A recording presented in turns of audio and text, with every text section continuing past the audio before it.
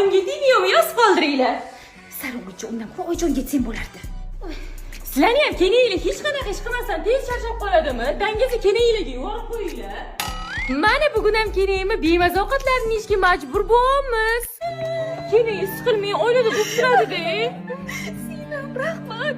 Har doim faqat meni xatolarim videoga olib yurasiz deb o'ylayotganman. Nima deb o'ylaysizlar? Akam keningmi nima bilan urgan? 100 ta like yesa qaytadan oshtiraman. Zebaxon, menga qarang, har doim meni yomonlab chiqib, bir marta yaxshilab chiqing. Bo'ldim.